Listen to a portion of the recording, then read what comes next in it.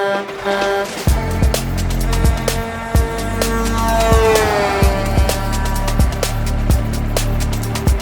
get good drivers who are like, well, why am I bothering to be good? Why should I do this? If we can do whatever we want, why should I do this? You know, if you tell us we're a team and it affects everyone and this guy can keep doing this.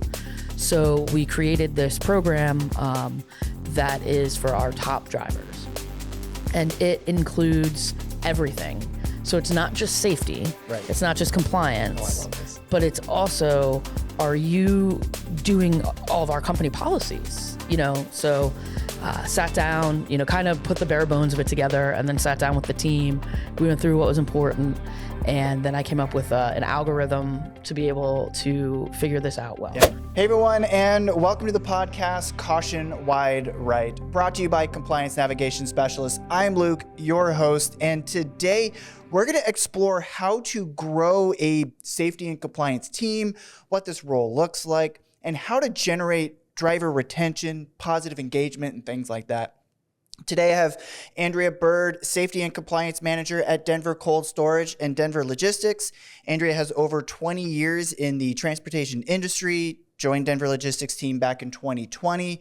And a little bit about the company. Denver Cold Storage is family-owned and operated, founded nearly 40 years ago, with a mission to provide bulk frozen, refrigerated, and ambient food storage for various food manufacturers and clients. And today they operate 3 warehouses in Denver. And beyond palletized storage, the company offers specialized supply chain services, including order picking, blast freezing, labeling, repacking. And then, of course, with the logistics side, with Denver Logistics as the sister company, they boast around 30 trucks and reefer trailers. Andrea, welcome to the podcast. Hi, nice to be here. Thanks for having me. So before we dive into your background and your role, I am curious. It's the middle of fantasy football season. Last year, you got the golden toilet. Yeah. Tell me a little bit about that. And are you on track to go back to back? Oh no, yeah, I'm on track. Who told you this? I just saw it on social media. Who snuck that in? I am on track to repeat on the golden toilet. I had my first win last week. I almost had a perfect season of all losses. Oh, no. But all of them were close. And I'm going to lose this week, too, because I didn't put Judy in because he was questionable. And then he had a 26 point. Yeah. So I'm going to lose by about 10 points. But the first year we did it, I won. Oh, there you go. So I went from the bottom. High to low. Yeah. Instead of starting from the bottom, now we're here. I started at the top and dropped immediately. Yeah. So I got my name's on the trophy though, and we'll see. For someone who doesn't know much about football, that was probably a fluke. That's sometimes what's fun about it. Then you get to rub it in. Yeah, I think they should have to give me a larger golden toilet though if I repeat. If you go back to back. Yeah. Love it. Just a specific bathroom toilet specifically for you. Yes, it's spray paint. Perfect. All right, so I also see Denver Cold Storage, the Effort of Parade, which Will's gone to with his kid recently, and I know that there's the penguin suits. Have you ever been in the penguin suit? I have been in the penguin suit. What's that like? It is just like any other mascot costume. Weirdly, I can say I've been in multiple mascot costumes. It is hot. The Grinch during Christmas? Grinch during Christmas. Yeah, that was an inflatable. That one's a little easier, but we know some people at the Reading Phillies, so I've been in their mascot room. There you go. Yeah, and those costumes are heavy and they're hot, and anyone who runs around in them is amazing. It's kind of funny though. The penguins are one of my brands of chaos, of happy chaos. Yes. When I started in 2020 at the company, our first Christmas party was held in the warehouses because it was still during a time where not a lot of restaurants were open or serving large groups of people. And I have 2 nieces that I like to make smile. So I buy random inflatable costumes, T-Rexes, whatever, you name it, I've bought it. So I showed up to the first ever Christmas party that I was at in a gingerbread inflatable costume for all of these older drivers. Love it. Yes. And they loved it. Yep. And from that kind of grew can we get a penguin costume? If we got a penguin costume, would we be in the parade? Right. And Shannon, who's our mom in charge, our person who brings us happiness there, Dave's wife, she just kind of took the reins and got us an actual mascot costume. And from there, we got 3 or 4 more. I was going to say more than one. From there, we got 3 or 4 more. And we've just been having fun. That first time, the first parade we were in, we got 3rd place. There you go. No idea what we were doing. Yeah. Just having fun. I DJ part-time, so we threw me up there with a DJ setup. And this was our 2nd year. I unfortunately couldn't be there. I was on vacation, sadly. In Italy, though. So well, it was I was all like, right. It was partially all right. sad. It's partially sad. But they got 1st place and best overall. So next year, I'm not sure how we top that, but we will. Well, and when you put a person in a penguin suit and then put them in an igloo, I mean, that's got to be a hot.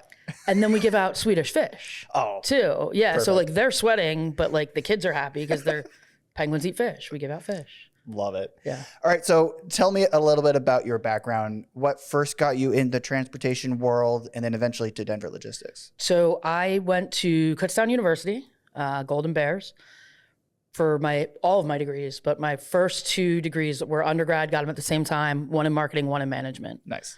And at that point, there were the dreams of like the big marketing firm. And you don't find a lot of that in Berks County, which is where I'm from, you know.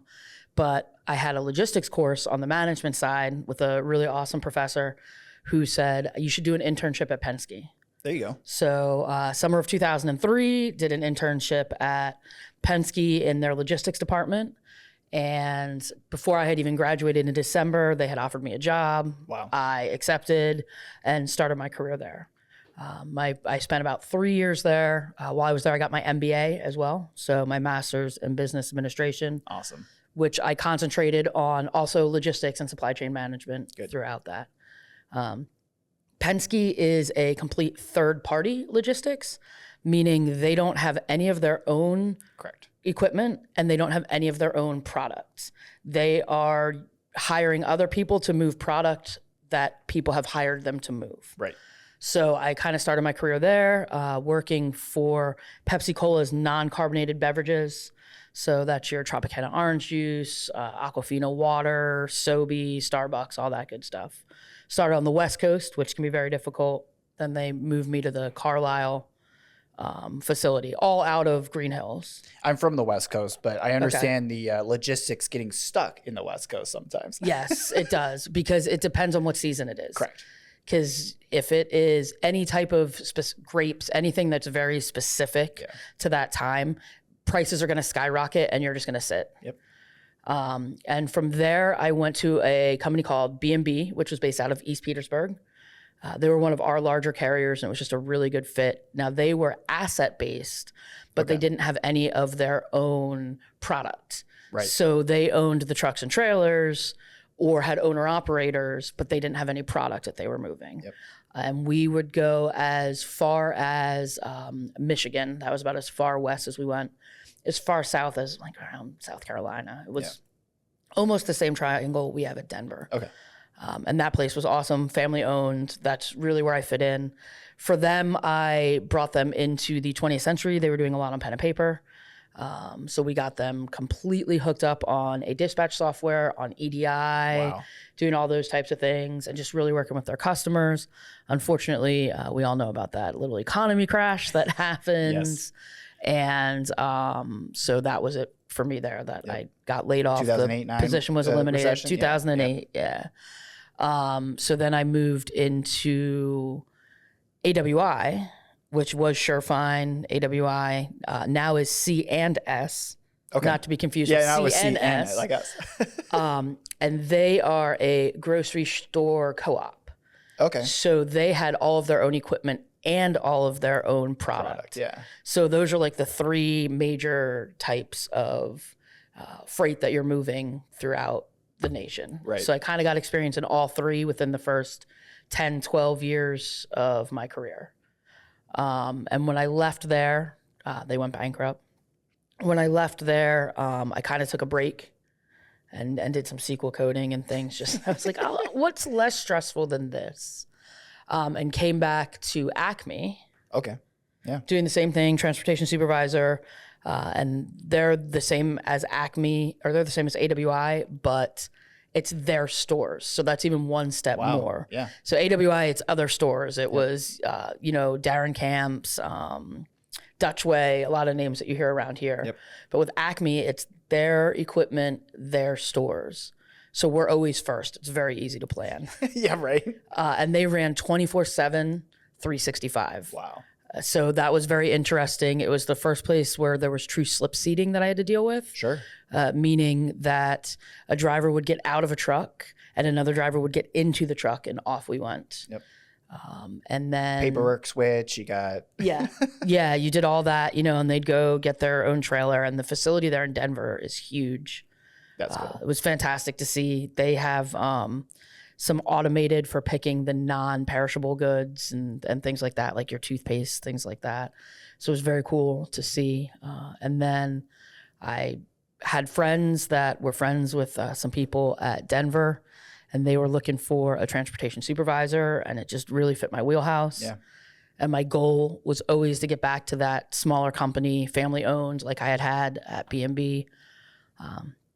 Came in and interviewed, and it was just a fit immediately. Yeah. Took me no time at all to make the decision after the offer. Sounds like it didn't take them much, hopefully. It's been very good. So I started as transportation supervisor there. Yeah.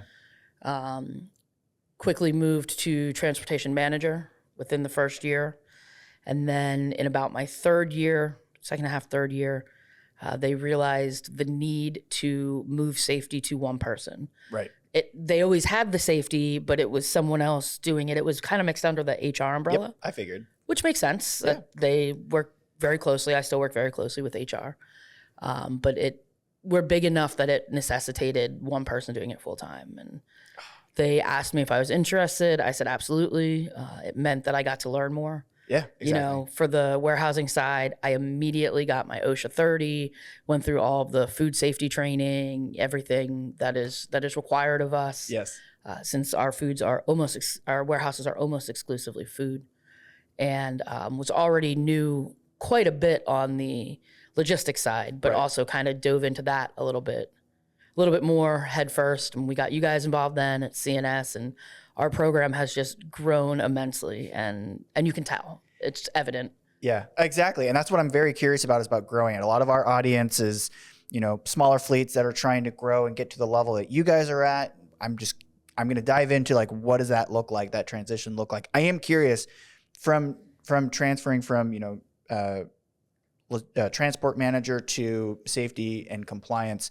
What was the thing that you were looking forward to the most?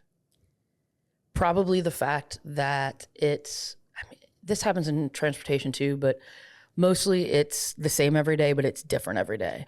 Yes. There's way more continuous learning for me. Mm-hmm. And as someone who had an MBA at 26, obviously I like school. Yep. I'm a bit of a nerd in learning things.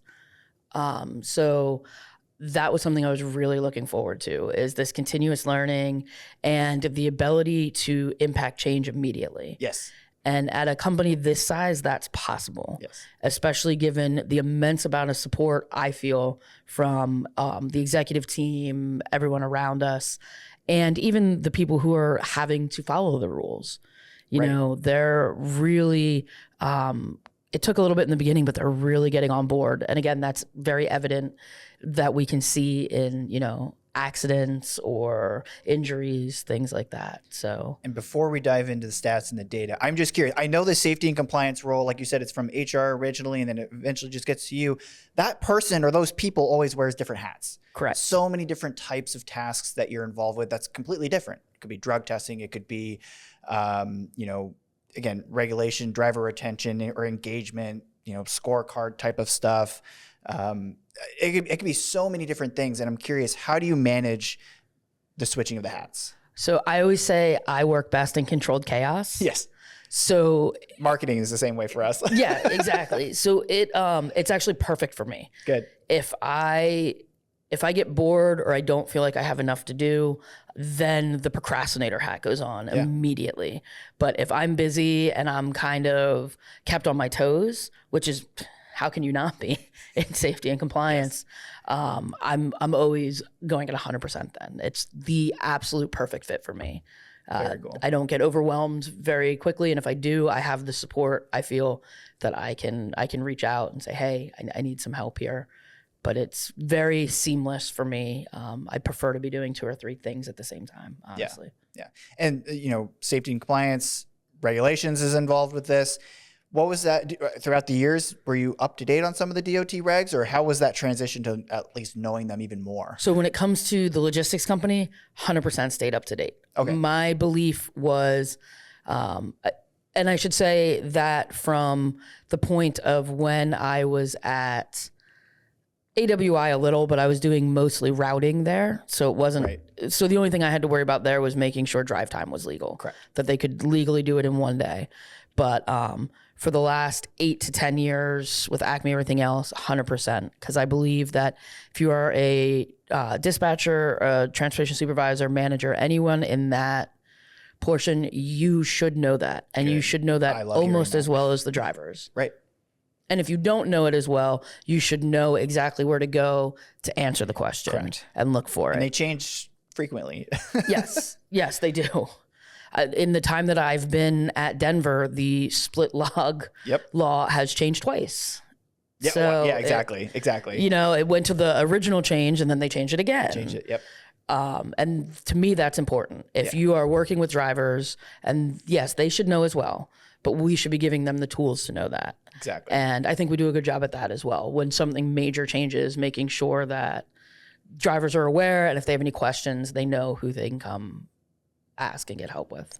All right, so let's step into the details. So you step into the role, and you want to improve the safety for the team, and there's different ways to measure that. Tell me a little bit about that transition. What were some things that you implemented, and how can you look back of how was it before and how does it look today? So one of the first things I did when I stepped into the role, aside from getting all of the education, that, I sat down immediately, OSHA 30, all those things, because that was for the warehousing side, right? The other thing I did on the warehousing side, and I won't concentrate on that too much, but was I asked and received permission to learn how to use all of the equipment. Awesome. So I went out, I allowed myself to be vulnerable. I got stuck in a corner more than once. And the warehouse staff could see that, the employees, and they were all very helpful. But how can I help them or understand what they're doing if I haven't done it? Yes. Now, you don't want me loading or unloading a truck unless you're going to give me all day to do that one truck. I'm certainly not efficient at it, but I could do it. Yep. And I thought that was very important. I had been on the transportation side for so long that I had a really good grasp of that. I didn't feel I had as much of a grasp as I needed on the warehousing side. Right. So that was the first thing I did, kind of concentrated there. And then tried to look at both companies and say, okay, what are things that we should be doing the same and what are things that we should be doing differently, and trying to match things up. Right. And one of the first things that we attacked safety-wise was our onboarding process on the logistics side. Okay. And we basically changed the entire thing. We started to come up with some training checklists as a group. The whole team is together. What do we need to teach them? What do we not need to teach them? We identified some drivers that should be trainers and wanted to be trainers. Good. Got them a little extra money in that too, incentivize. Exactly. And that way people weren't new to the company and on the road having no idea what our expectations were. Right. And within that also, it allowed us to really go through, make sure you're doing a DVIR, pre-trip and post-trip, make sure you are certifying your logs every day. It really allowed us to set up expectations while also following the law. And that was one of the first things that we did. Then within that, we kind of sat back and started looking at our road calls and some other things that happen within safety. Because we also have an on-site shop. Yes. So that's included in safety as well. I was going to ask about that. Yeah. This isn't just the guys on the road. Exactly. So, what's happening? Why are we having road calls? Yep. There's certainly a fact of they're going to happen. Yep. But why? And kind of digging deeper there. Do we need to do something different? Do we need to buy different products? And that helps keep our drivers safe as well. Exactly. I have one rule that we try to live by. I tell everyone when they start, I take it very personally. Everyone goes home in the same condition they arrived in. Awesome. And that is, the equipment has to be good. Yep. It has to be in good shape. It has to be running correctly. And then once we got kind of past that, we did something that I'm most proud of. And part of that came from CNS as well. So weekly CNS sends me a report. I'm sure you're aware of this, of driver ranking. Right. Which is pulled out of our ELD program, but we hadn't been utilizing that. Right. And that driver ranking takes into account speeding, takes into account hard braking. The VR on it or the AI on it can tell if you have run a stop sign. Yep. It takes into account all of those sorts of things. And then it spits out a score out of 100. Yep. And so we started getting those weekly, as well as any violations, which we were usually on top of because I try to look through every day. Right. And any like unidentified miles, but really helpful data. And so I learned where it came from, was able to start running it myself, and just kind of started telling guys, turn it on so that they could see it too. Yeah. So they're coming in, they're like, how am I number 34? Out of 34. Yep. I'm like, well, I can tell you. It's because you do X, Y, and Z. Because on this day you did this, on this day you did this. Well, how can I get better? Well, so we'd go through it. And from that was kind of born this idea of maybe we should put something together to reward our best drivers. Yeah. We already do a safety bonus, a quarterly safety bonus. So as long as you don't do anything unsafe, you don't lose that. And the goal isn't to take money away from people. Correct. I want them all to get it if possible. Yeah. We all do at the company. But it was also, a lot of times, not to be punny, but the squeaky wheel gets the attention. Yeah. Right.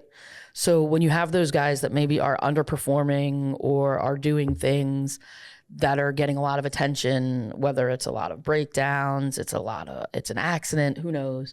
Everyone sees that. Yep. And what they don't see is what's happening to that person behind the scenes, because that's no one else's business. Right. And so depending on what that driver has decided to say happen, you kind of get people, you get good drivers who are like, well, why am I bothering to be good? Why should I do this? If we can do whatever we want, why should I do this? If you tell us we're a team and it affects everyone and this guy can keep doing this. So we created this program that is for our top drivers. And it includes everything. So it's not just safety. Right. It's not just compliance. Oh, I love this. But it's also, are you doing all of our company policies? So sat down, kind of put the bare bones of it together, and then sat down with the team. We went through what was important. And then I came up with an algorithm to be able to figure this out well. Yeah.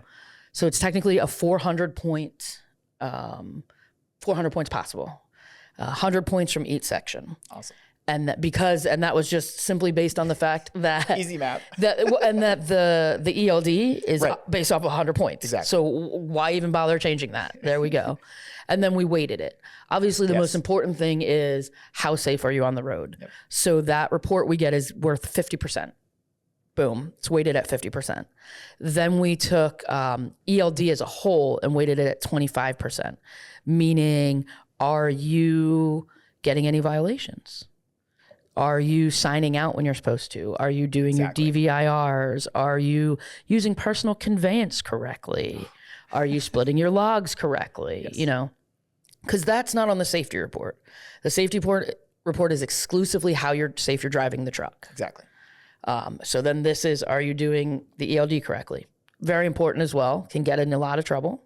It's a lot of the basics that if you do the basics well over time, it just leads into everything else. Exactly. Yeah. So we weighted that at 25%. And then we took our procedures. Are you calling in when you're supposed to? Yeah. Are you getting subject to count when you're not supposed to? Are you on time? Just things that you should be doing that are a part of your job, that are easy. Are you doing them?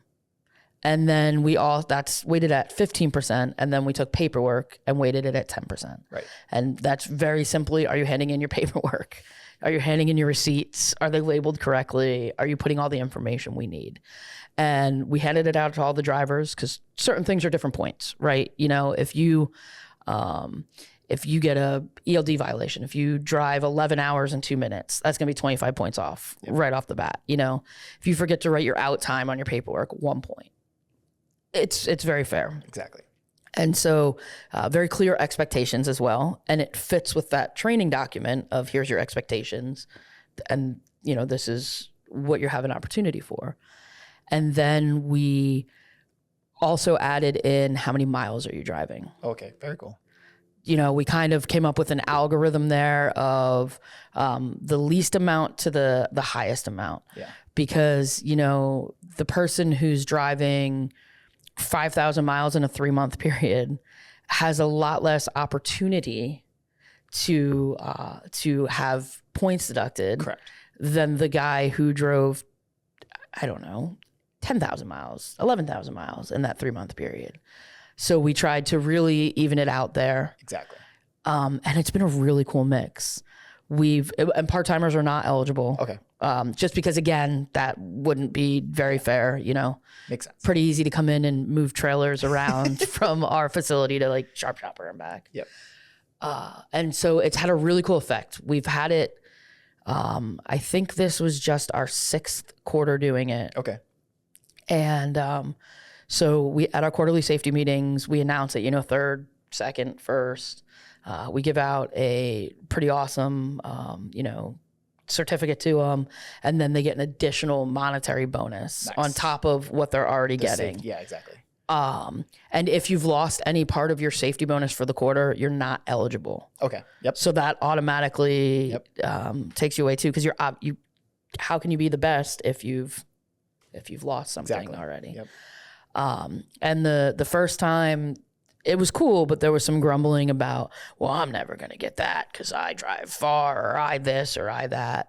And then the second time, it was actually an over-the-road driver who got first. Perfect. And it was like, oh. Opens the eyes up a little bit. Yep. Well, if he can do it, then I can probably do it. And as it's gone on, it's turned into, hey, where am I? How close was I? What did I lose it by? Yeah. And I can look it up and say, well, sure. On July 7th, you didn't call in after you sat for a half hour. And that was the difference. I had one guy, he went from being at the bottom, literally probably second to last, had a lot of issues, worked his butt off, and almost got 3rd place. Oh, man. Missed it because he didn't empty his blanket bin once. But that's how competitive it is. Yeah. I was able to tell him that. He'll never forget to empty a blanket bin again. I can promise you that. Yep. Most truckers are struggling to manage their safety and compliance for their fleets. It can be overwhelming. And that's where our DOT Compliance Motor Carrier Program comes in. It's specifically designed for long-haul interstate carriers. Picture this, an entire compliance team dedicated to making your life easier. How? By simplifying your DOT compliance and managing things like driver qualification files, new driver onboarding, vehicle maintenance, drug and alcohol testing, and even your fuel taxes. Your team will also be holding quarterly driver safety meetings, monitoring your CSA scores, and taking care of any licensing and credential renewals. With that said, we all know DOT audits are inevitable.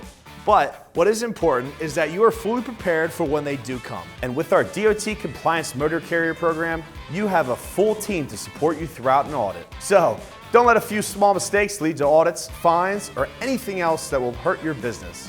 Let CNS help. If you want more information, just call or email now, or you can fill out the form below and one of our DOT compliance specialists will help you out. Let CNS be your partner in success, saving you money and ensuring a smoother journey on the road. You know, there's a group of friends that, you know, we're teasing each other. Whoever's the lowest is going to have to buy dinner for all of them, or whoever passes. And it's just had this happy competitive side effect that we weren't even planning. We just wanted to reward people. Yeah. And we've seen the numbers go up. And the goal now is to get the entire company over 80. There you go. Yep. And then once we reach that, 85 is where I'd really like to be.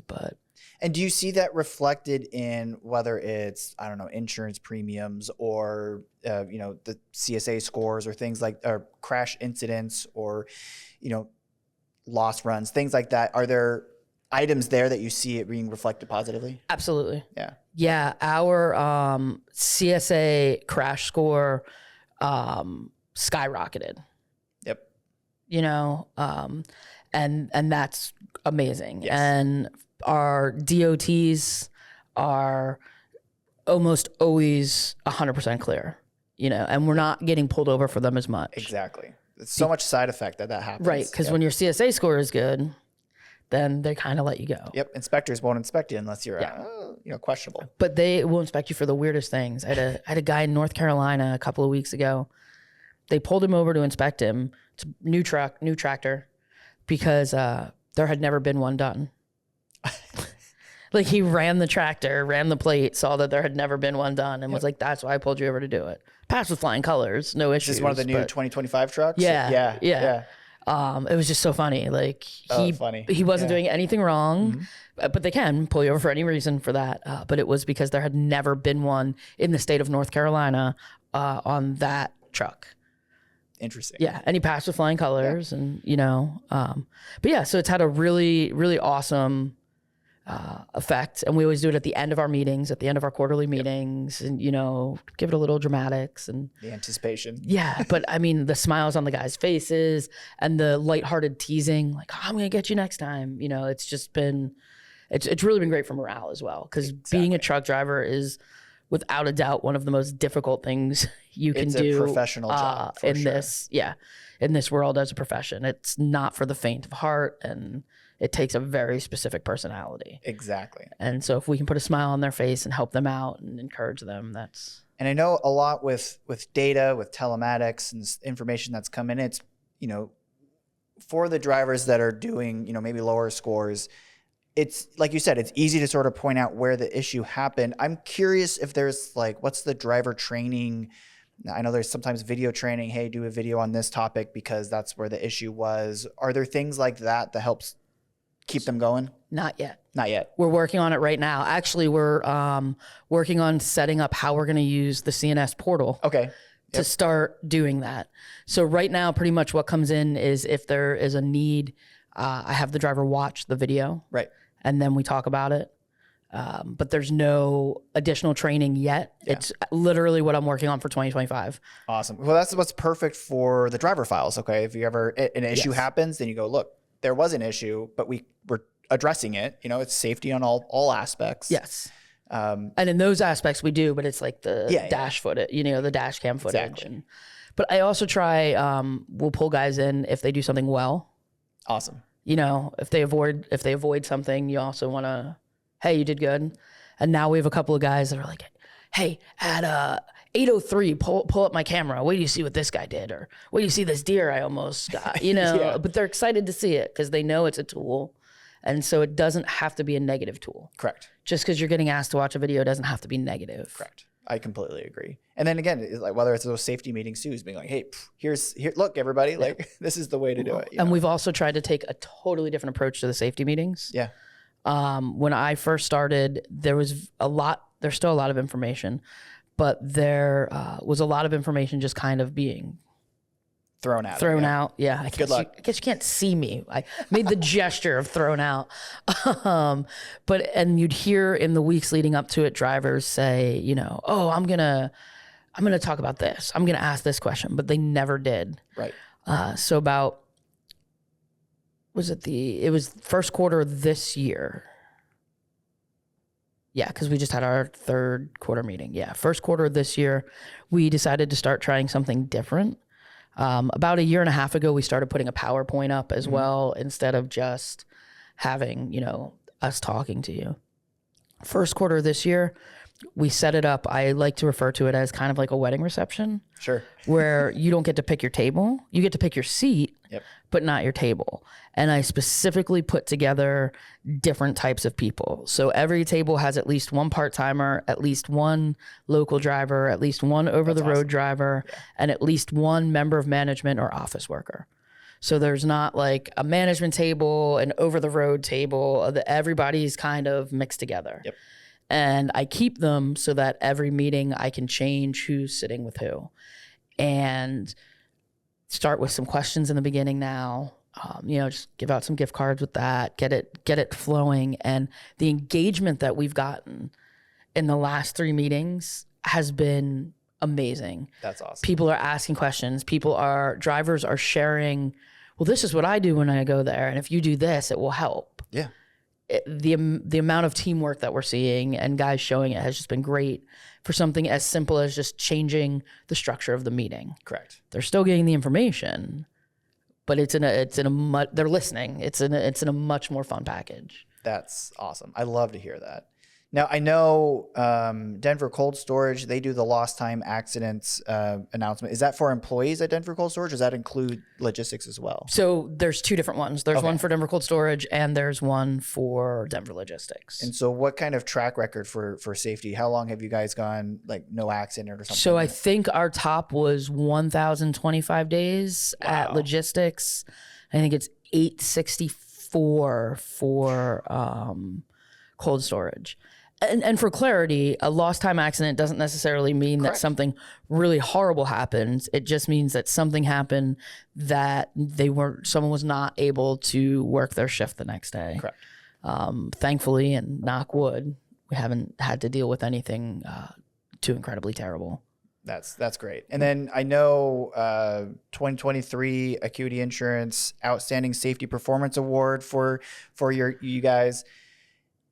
How does that make you feel? Fantastic, because that was pretty much my first year in the position. Yep. So for me, that is great, but it's not just me. It is having the support from both ends. It's having the support of the senior leadership. Yes. And it is also having the support of the supervisors and leads and the boots on the ground. If they're not doing it, if they're not hearing what I'm saying or not trusting in me or the rest of the team, it's not going to work. Yeah. And so it is a full team effort. I see, our director of HR, he comes with me to a lot of meetings when we have our monthly meetings, because it's a great time for him to get information out as well. Exactly. We have everyone together, and he's the first one to be picking up a piece of wood from a pallet or something else. Lead by example. Exactly. When we needed some help throwing a floor load, he was over there doing it. And I see that in our team, and so being able for everyone to see that from the top down is really what has allowed us to move forward. Yeah. Because if you don't have that support, it's not going to happen. So that was a full team effort, but it felt good. And that's a good transition into, just in general. So hiring drivers, there's always a need, different employees, but there's a lot of good news out there. It's like, hey, this is a great company to work for. And I'm curious if, anytime you're still looking to hire in the future, why should they work for Denver Logistics? So we, Ed's the director of HR. Ed and I go to a lot of trucking schools to talk to the guys while they're still in, because we'll hire you out of school if you have the right background. A lot of guys will have driven like straight trucks and stuff or worked in warehouses. We'll give you that shot.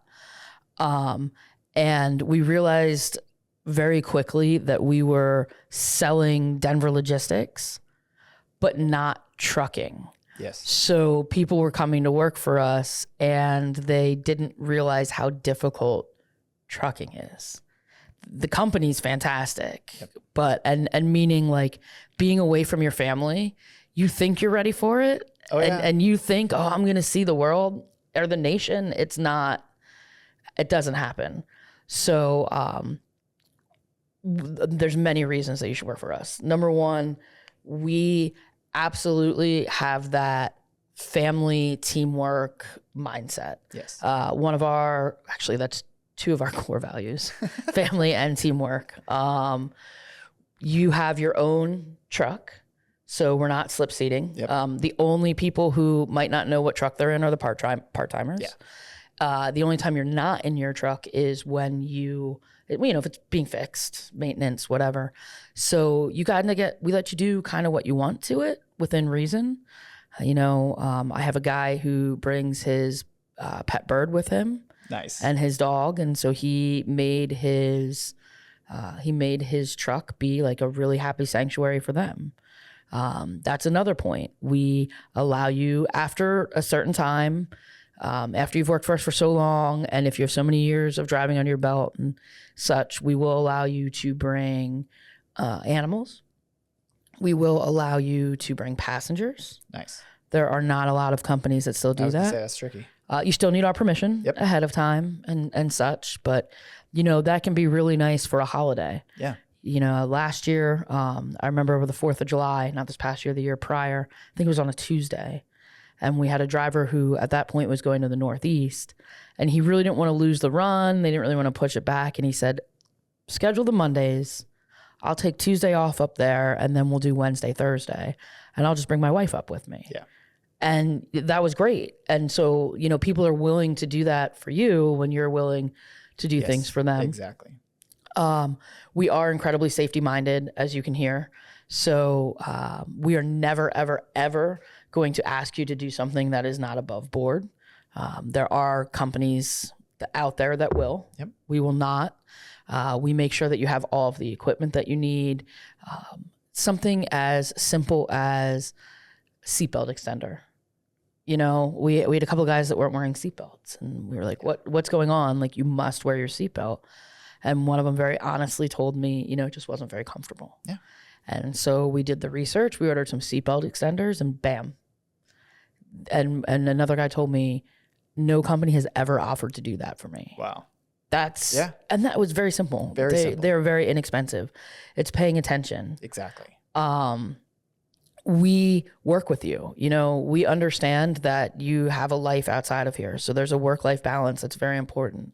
And our routing team, our dispatch team, they do a really great job at doing their best to make it fit.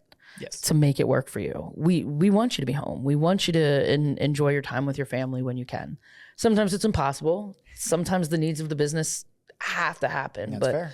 For the most part, we're able to meet that often. We are one of the few companies that still pays by the hour. Yeah. For drivers, which I feel is safer because you're not trying to beat a time. If you tell a driver they're going to get paid by the mile, they're going to try and go as fast as they can go. They're going to get as many miles under their belt as they can. Yep. And if you're paying by the trip, the same thing is going to happen. And then they're getting aggravated while they're sitting and this and that. Paying by the hour is something that just allows drivers to go at a safe pace and not feel like they're pressed to get out of somewhere right away. Exactly. Which I think is absolutely huge. Having a shop right there, Yes. the guys who are fixing it. Yep. You write it up in your DVIR, but you can also roll in and be like, here's what it sounds like. Can I take a ride with you so I can tell you exactly what's happening? I mean, it's certainly nicer when you know who's fixing your equipment. It's just, and we're Monday through Friday. Exactly. You're home every weekend, Yep. with the exception of something that we can't predict. Right. I can't predict weather. If you get stuck outside of Buffalo, things like that. But for the most part, you are home on the weekend, which is fantastic. There's not a ton of trucking companies that offer that. Yep. So your run before you leave on Friday. How your weekend can go, what time you need to get up. As a matter of fact, even most of the guys are doing day runs Thursdays and Friday too. Yeah. It's just a really great place.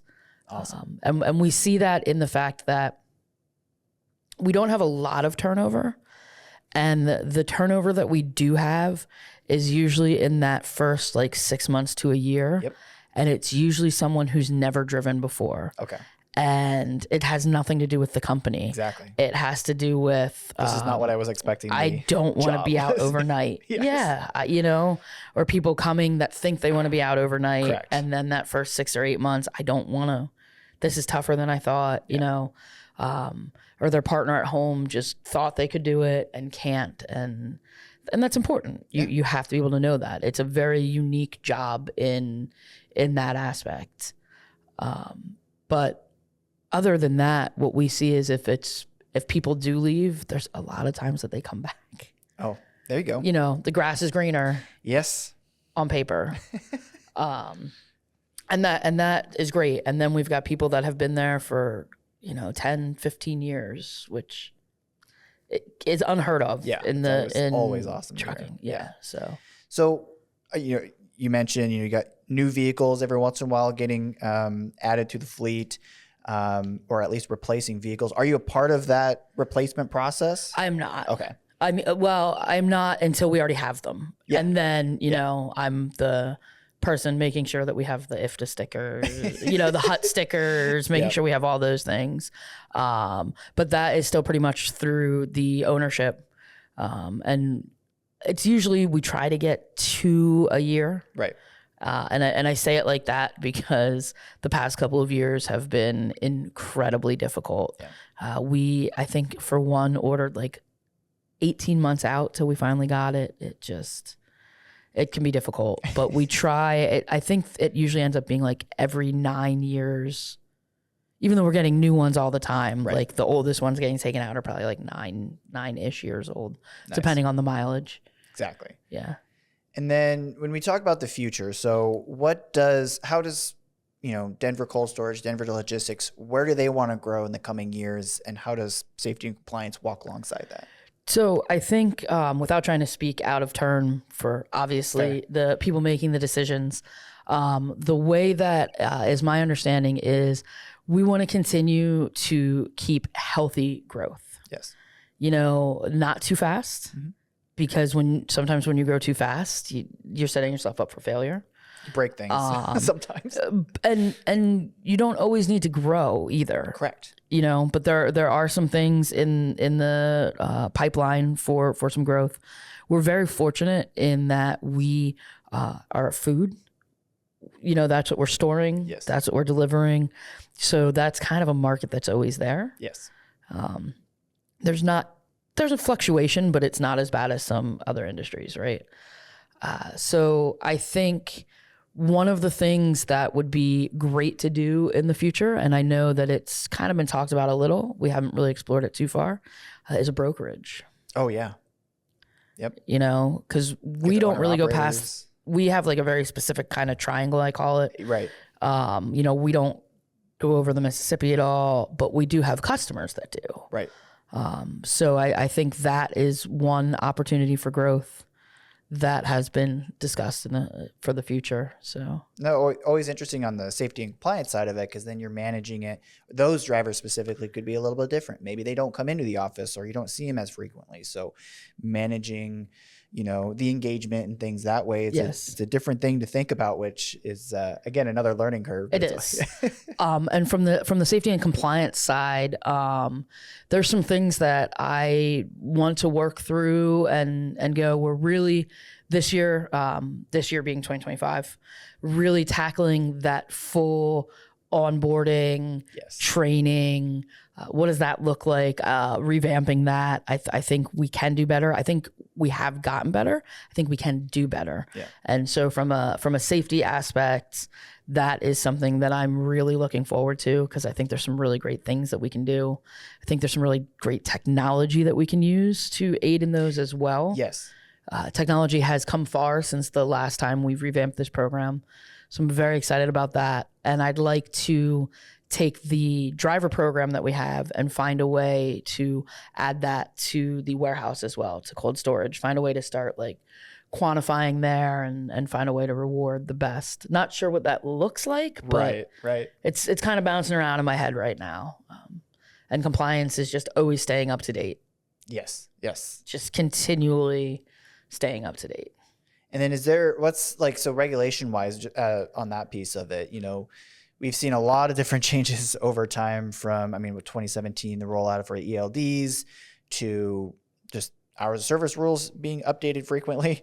And then, the future, we have a incoming president who wants to potentially deregulate. And so there's going to be a potentially either slowing down regulations or changing regulations. what kind of changes have you seen over the years that had the biggest impact, and what would you like to see potentially removed? So I think ELD obviously had a huge impact, right? And oddly, like it impacted the people who didn't want it the most, right? And certainly there are people who think that they can be safer on the road. I'm fine. I don't need as much sleep, but you have to be consistent across the board. Correct. I think one of the things that came out that had the most impact because of how confusing it was how they kept changing sleeper berth. Yes. Is it 5.5? Is it 8.2? What can I do first? Now it can be 8.2, 7.3, 7.5, 2.5. You can do them either end now, which you didn't used to be able to do. But depending on how much you've already used, you're not going to get a full day back. Exactly. And if you're not looking at that completely, you're expecting to get a full day back. And if you're not looking at it very completely, you're going to accidentally drive over 11 hours. Yep. Because yes, it extends your day, quote unquote, for lack of a better term. It's pausing your day, but it's not giving you additional drive time. Yeah. So I think getting over that hump was something that I noticed was very difficult. There were a lot of guys who just had never been using sleeper berth and were like, why? This is literally designed for you. Yeah.